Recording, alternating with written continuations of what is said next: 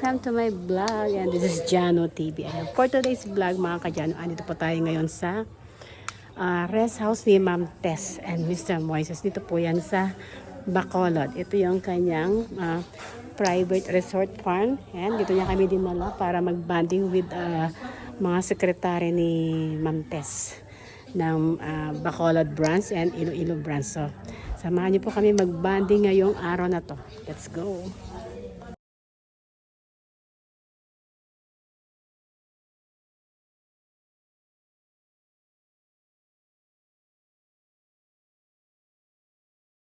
Ayan, shala. Ayan ang room. Ang ganda.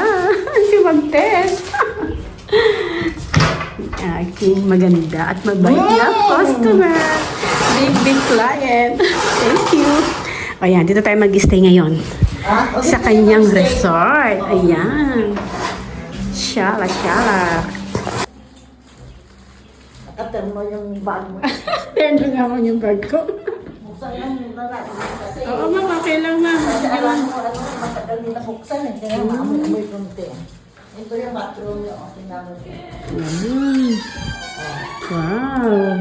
Bongga. Pati ang bathroom. Parang nasa hotel. Okay. Ganda pa. Ay, pusa, hindi pala po. Oo. Ron?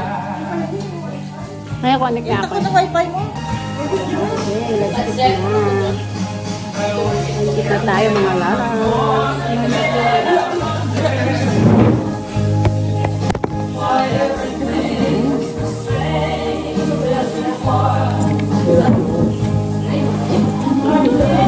Wala ka nung nangambalo lang na kapag friends din.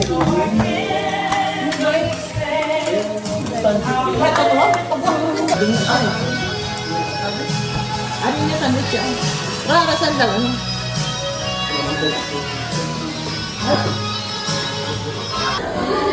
Diyan, ang dami nating prutas. Mangga from Iloilo, matamis yan. Ang ating mga baon dito. Ang gagandang mga baso, diba?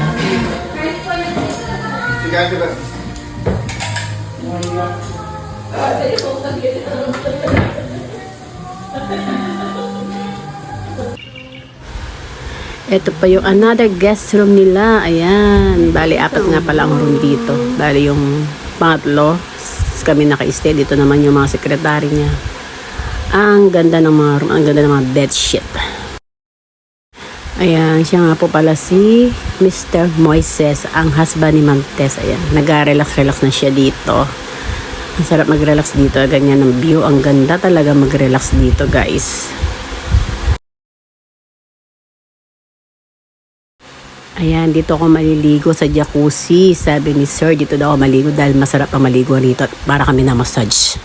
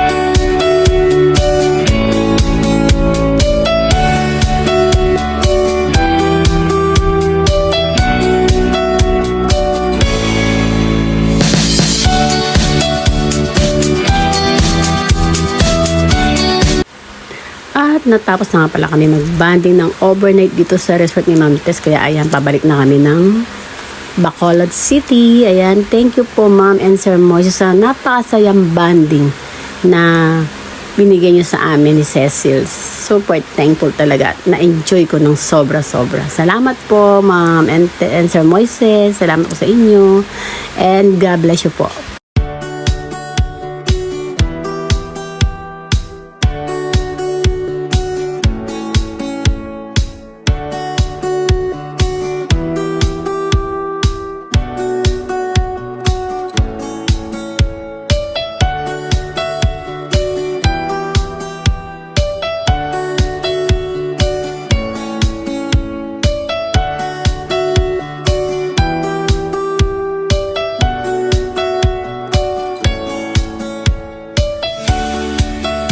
At syempre, hindi pa dyan natatapos ang aming tour. At dito naman kami dinala ngayon ni Ma'am Tess sa house ng kanyang anak niya na si Sir John. Ito, napakagandang bahay na pinuntahan namin dito rin sa Bacolod. Ayan, syempre, meron siyang KTV, meron siyang garden, at ayan, napakalaking bahay, napakaganda talaga. So, let's go. Pupunta raw tayo ng KTV. Yun ang gusto ni Ma'am Tess. Dumaan muna kami ng KTV para makita namin yung napakagandang KTV ni Sir John. Let's go!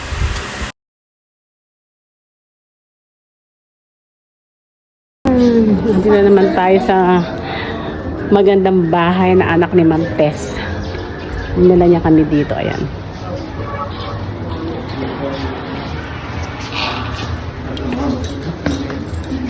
Ayan talaga yung gusto ko, Ma'am. Alam na alam mo yung gusto ko, Mama. Yes! Wow! Wow naman!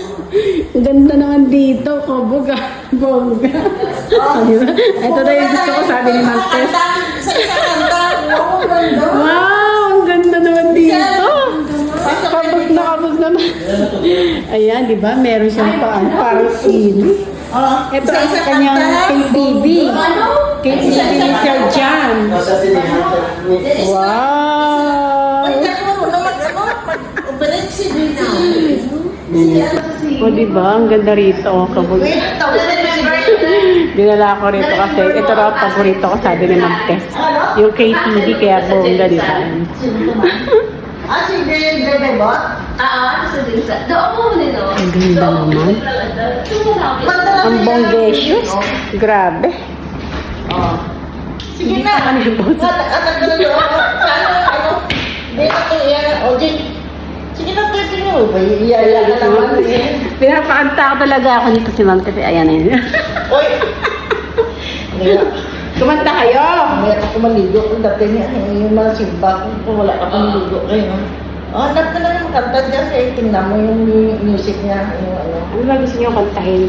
Mama, gusto mo kanta, Ma? Ay, ako. Oh, thank you for visiting us. Have a nice day. Paborito mong kanta, Ma? Dalawa sila, kinanong ko siya. At kinalang isa-isa rin Kanta natin, Ma'am Tess. Sabi nila doon. Hello, ayan. Yan, yan. Kaya kanta raw tayo. Sabi ni Madam. Diba? Ayan na. Try lang, ha?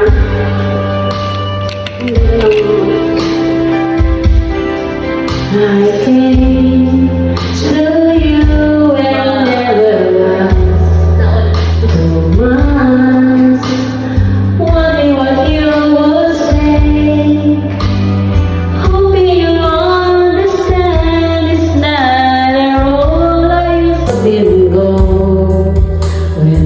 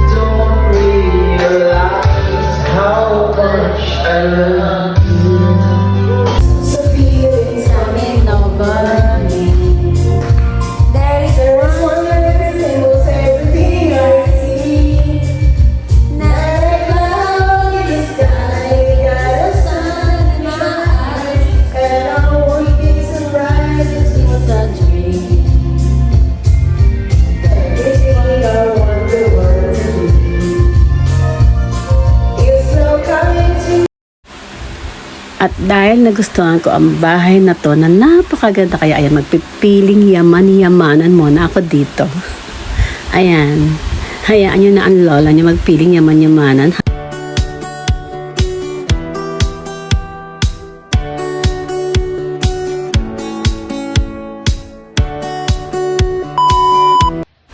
At dahil pauwi na po kami ng Manila, syempre hingi muna tayo ng gabay sa Panginoon. Ayan, Lord, ingatan niyo po kami sa aming pagbalik ng Manila. Naway makababa ang aming sasakyan ng aeroplano ng Manila Airport ng ligtas. Amen. In Jesus' name, thank you Lord for the blessing. Thank you for this travel na ibinigay mo sa amin, na naging masaya kami at na-enjoy namin ng sobra. At salamat sa mga customer namin na super talaga na bait na in-entertain kami.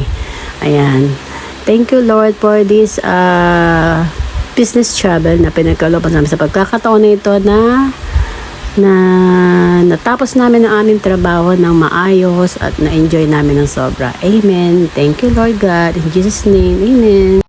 At syempre, maraming salamat din sa aming boss, si Boss JR, sa pagkakataon na binigay niya sa amin para makabalik kami dito sa Iloilo, Bacolod para ma-meet ulit ang aming mga customer.